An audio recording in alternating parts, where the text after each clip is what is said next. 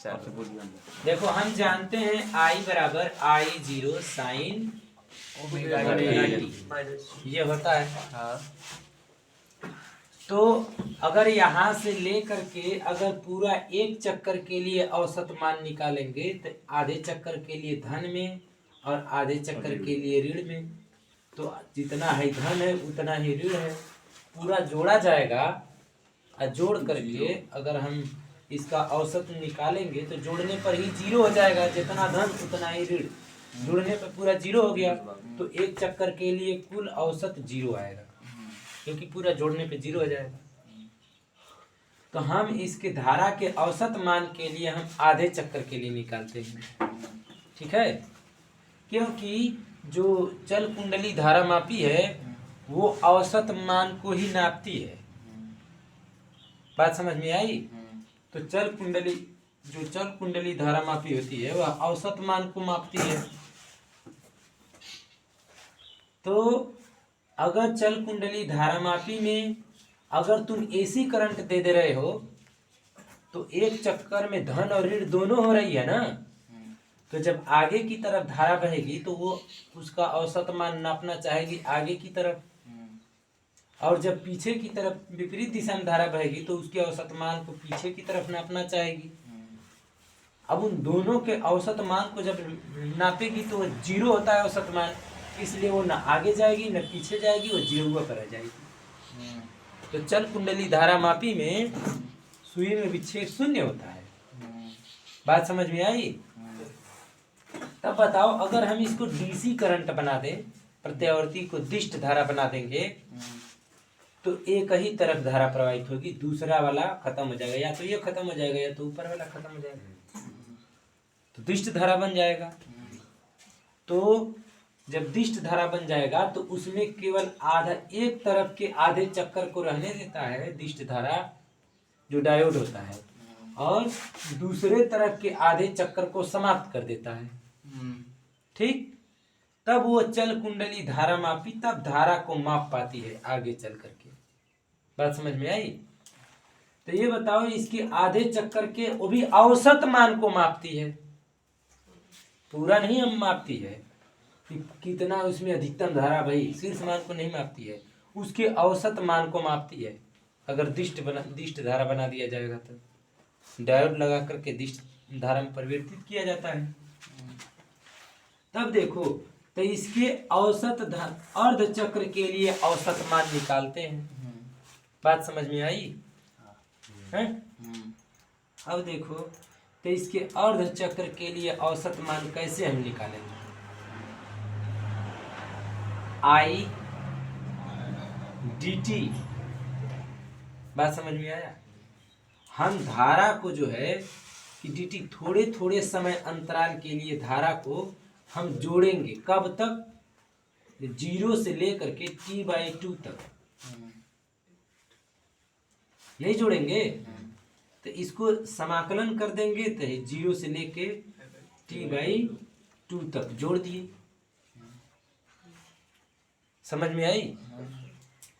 मतलब जो धारा है प्रत्यावर्ती धारा, इसका 0 से लेके थोड़ा सा अगर समय बढ़ा तो उस टाइम इसकी धारा I × dt, फिर थोड़े से और समय के लिए I × dt, फिर थोड़े से और समय के लिए I × dt, इसका मान बदलता जा रहा है। कहाँ से? 0 से लेके t/2 तक। तो जितने छोटे छोटे खंड मिले हैं यहाँ से यहाँ तक उन सभी को जोड़ दिया जाएगा। तो तुम लोग औसत मान में पढ़े हो, अगर किसी भी संख्या को छोटे छोटे खंड को अगर 50 तक अगर जोड़ते हैं तो 50 से भाग करते हैं, 100 तक जोड़ते हैं तो 100 से भाग करते हैं। तो इसको हम dt जोड़े हैं, I × dt अगर जोड़े हैं तो कहाँ से कहाँ तक जोड़े हैं? 0 से लेके t/2 तक जोड़े हैं, ठीक। तो इसलिए हम t/2 से भाग भी कर देंगे। तो ये हो गया औसत मान, धारा का माध्यमान। बात समझ में आई? अब जो है हम I का मान यहाँ से रख देंगे, 0 से t/2 और t/2 को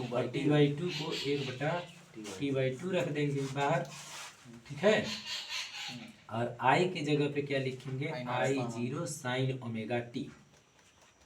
अब इसका समाकलन करेंगे।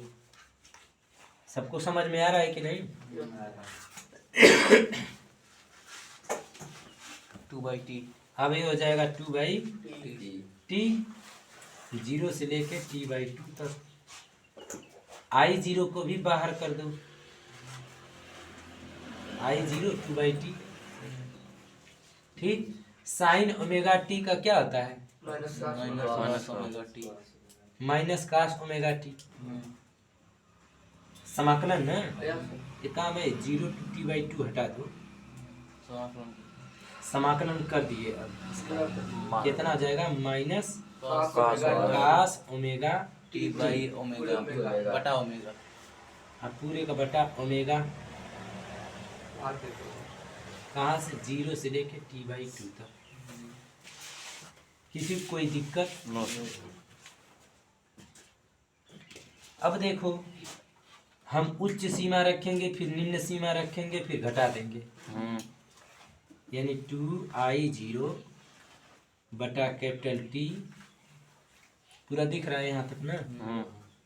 यहाँ तक पूरा दिख रहा है, नीचे तक भी। तो देखो ये हो जाएगा t/2, यहाँ पर रखेंगे तो माइनस कास ओमेगा की जगह 2π/, कैपिटल टी अगुड़े स्मॉल टी की जगह t/2 रख देंगे। अब माइनस इतना था ना, माइनस कास, हाई वाला ओमेगा को बाहर कर दो,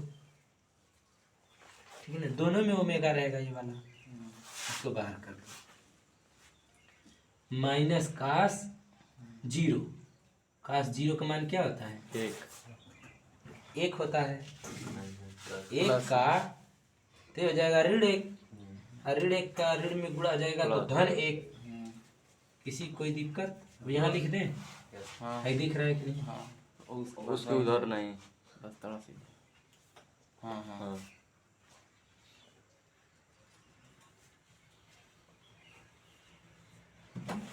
अब देखो ये अब हो जाएगा IM बराबर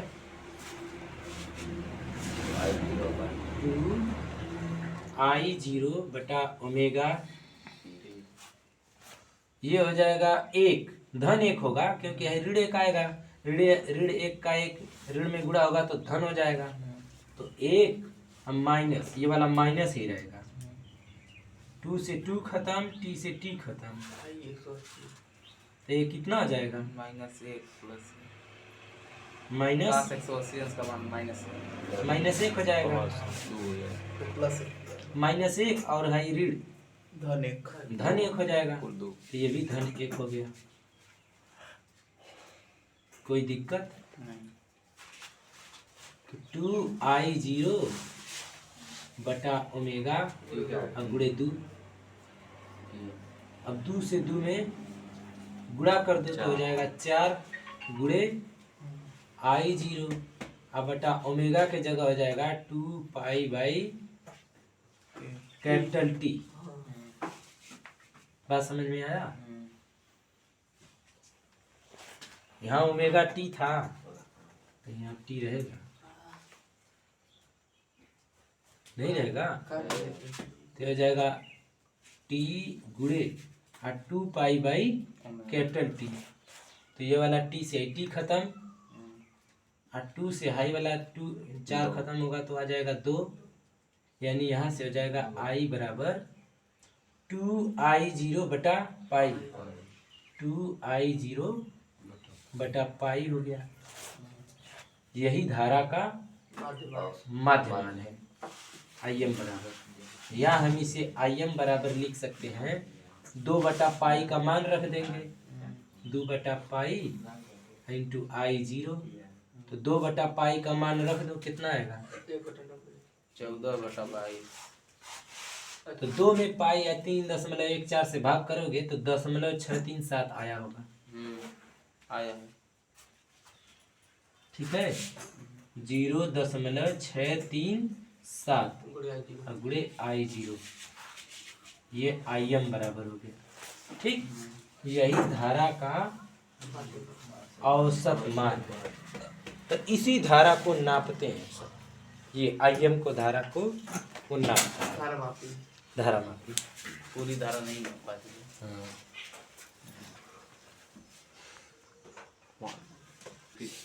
देखो धारा के औसत मान के, धारा के वर्ग के औसत मान के वर्गमूल को धारा का वर्ग माध्य मूल मान कहते हैं। यानी धारा का वर्ग माध्य मूल मान, ठीक है ना, IRMS, धारा का वर्ग माध्य मूल मान, ठीक है, IRMS यही होता है। तो हम धारा का पहले क्या निकालेंगे, वर्ग करेंगे, फिर इसका माध्य निकालेंगे, फिर वर्गमूल निकालेंगे। तो जो मान आएगा वो धारा का वर्ग माध्य मूल मान आएगा। तो हम धारा का वर्ग करेंगे पहले, तो धारा का हम क्या करेंगे, वर्ग, यानी I का स्क्वायर, I का स्क्वायर कर दे रहे हैं। I का स्क्वायर बराबर हो जाएगा I0 का square into sine square omega T. बात समझ में आई? I0 का square into sine square omega T, ये आया। ठीक है, धारा का वर्ग मान। इसका औसत मान निकालेंगे, इसके वर्ग का औसत मान, तो ये हो जाएगा I का स्क्वायर का औसत। बात समझ में आया? तो धारा के वर्ग का औसत क्या आ जाएगा, बराबर हम क्या करेंगे, धारा के वर्ग को हम dt के साथ जोड़ेंगे। कहाँ तक, एक पूर्ण चक्कर के लिए। इसके लिए हम क्या निकालेंगे, धारा के वर्ग का औसत हम पूर्ण चक्कर के लिए निकालेंगे, क्योंकि पूर्ण चक्कर के लिए अब इसका मान शून्य नहीं होगा। ठीक है, तो जब हम इसके पूर्ण चक्कर के लिए निकालेंगे तो ये हो जाएगा 0 से लेके कैपिटल T तक। बात समझ में आया? तो इसको हम I स्क्वायर के मान को dt के सापेक्ष छोटे छोटे खंडों में जोड़ेंगे। कहाँ से, 0 से लेके T तक। तो हम भाग भी कर देंगे T से। किसी को कोई दिक्कत नहीं? यहाँ तक समझने में किसी को कोई दिक्कत नहीं। अब देखो हम इसको 1/t को हम बाहर कर दे रहे हैं। 1/t 0 to T capital T, I का स्क्वायर, तो I का स्क्वायर बराबर इसका हम मान दे रहे हैं I0 का square into sine square omega T dt। ठीक है, अब देखो ये तो निश्चित मान है I0 का स्क्वायर, ये शीर्ष मान है, शीर्ष मान का स्क्वायर तो भी फिक्स ही रहेगा ना। इसको हम बाहर कर दे रहे हैं, ये हो जाएगा I0 का स्क्वायर बटा t। अब जो है 0 से लेकर के कैपिटल T तक हम जोड़ेंगे। ठीक, और 1 minus cos 2 omega sine square omega T बचा, तो हम साइन स्क्वायर ओमेगा टी की जगह क्या रखेंगे, 1 ये माइनस बताओ। कास 2 थीटा 2 थीटा बराबर एक ठो सूत्र होता है 1 minus 2 sine 1 minus 2 sine square theta. Theta. तो हम यहाँ से साइन स्क्वायर थीटा अगर निकाल लेते हैं तो कितना है, sine square theta equal to 1 minus cos 2 theta पूरे का बटा 2, यही आएगा ना, बोलो। तो sine square theta equal to 1 minus cos 2 theta बटा 2, यहाँ हो जाएगा 1 माइनस कास 2 थीटा, थीटा की जगह क्या लिखेंगे, ओमेगा टी पूरे का बटा 2 इंटू डी टी। ठीक है, अब बताओ कि एक का समाकलन करेंगे, 2 को बाहर कर दो, I0 का स्क्वायर बटा टी 2t हो जाएगा। एक का समाकलन करेंगे टी के सापेक्ष टी तो क्या आएगा? टी कैपिटल टी आ जाएगा। किसी को कोई दिक्कत? नहीं, लिमिट रखने के बाद लिमिट रखेंगे तब आएगा ना। 0 to चलो स्मॉल टी यही आएगा ना। माइनस cos 2 ओमेगा टी का अवकलन क्या होता है? समाकलन। साइन 2 ओमेगा टी समाकलन क्या होता है? Sine 2 omega t by 2 omega sine 2 omega t by 2 omega 2 omega t बटा 2 बटा ओमेगा 2 ओमेगा है कि नहीं? अब माइनस रहेगा ही, ठीक। इसका हो जाएगा sine 2 omega t 2 omega t बटा 2 ओमेगा बटा 2 ओमेगा। लिमिट 0 से टी। यह 0 से लेकर टी तक। बात समझ में आया? अब देखो, अगर हम इसका उच्च सीमा का मान अगर यहाँ कैपिटल टी रखते हैं, ठीक, तो इसका मान 180 होगा। साइन 180 का मान कितना होता है? शून्य होगा। तो शून्य में किसी भी संख्या से भाग करोगे तो शून्य आ जाएगा। और जब यहाँ पर हम 0 रखेंगे तब भी पूरा 0 होगा। तो 0 में हम किसी भी संख्या से भाग करें तो क्या हो जाएगा? 0 हो जाएगा। इसका मतलब हम इसके जगह पे 0 लिख सकते हैं और इसके जगह पे क्या लिख सकते हैं? Capital T minus 0। अब ये हो जाएगा आई 0 का स्क्वायर बटा 2t, ठीक। अब बताओ कि अगर इसका हम इसमें गुणा कर देते हैं तो कितना आएगा? आई 0 स्क्वायर बाई 2 ये हो जाएगा आई 0 का स्क्वायर बाई 2 बटा 2। हम इसको इधर लिखते रहे हैं, ठीक है ना। आई स्क्वायर बार बराबर, ठीक है। इसका मान कितना आएगा? आई 0 का स्क्वायर बाई 2 कैपिटल टी अब गुणे कैपिटल टी, तो कैपिटल टी से कैपिटल टी खत्म हो जाएगा। अब क्या बचा? आई 0 का आई का स्क्वायर बार बराबर आई 0 का स्क्वायर बटा 2। अब काम करोगे, दोनों पक्षों का वर्गमूल ले लोगे। वर्गमूल लेने पर आई बार ये क्या आ जाएगा? करड़ी में आई स्क्वायर बार बराबर हो जाएगा, पूरा करड़ी में हो जाएगा आई 0 का स्क्वायर बटा 2। तो हम इसको क्या लिख सकते हैं? आई बार आई रूट माने करड़ी, मीन का मतलब औसत, आई स्क्वायर का मतलब यस है ना। धारा का रूट मीन स्क्वायर वैल्यू बराबर हो जाएगा आई 0 का स्क्वायर है तो इसका वर्गमूल क्या हो जाएगा? खाली आई 0 होगा बटा करड़ी में 2।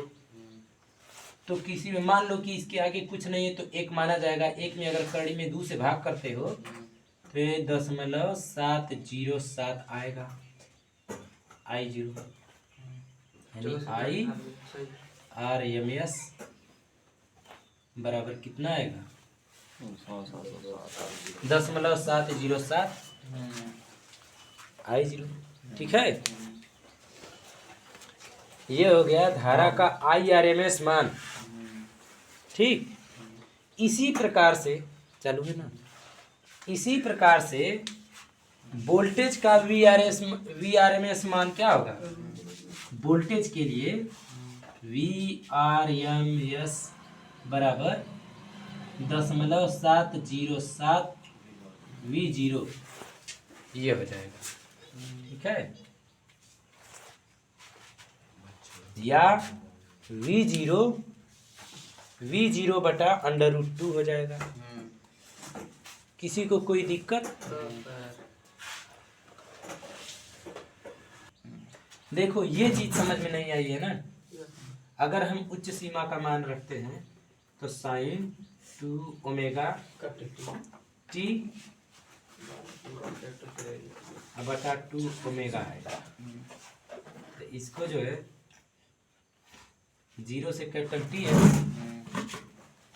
अगर हम कैपिटल टी यहाँ पे रखते हैं तो क्या हो जाएगा, साइन 2 ओमेगा का मान क्या होगा, 2 pi by capital T 2 pi by capital T गुणे स्मॉल टी की जगह कैपिटल टी रख दोगे, पूरे का बटा क्या होगा, 2 इंटू 2 2 ओमेगा। सीधा ठीक है। 30 अब माइनस यहाँ पर 0 रखोगे तो पूरा 0 हो जाएगा, साइन 0 बटा 2 ओमेगा। ठीक है। अब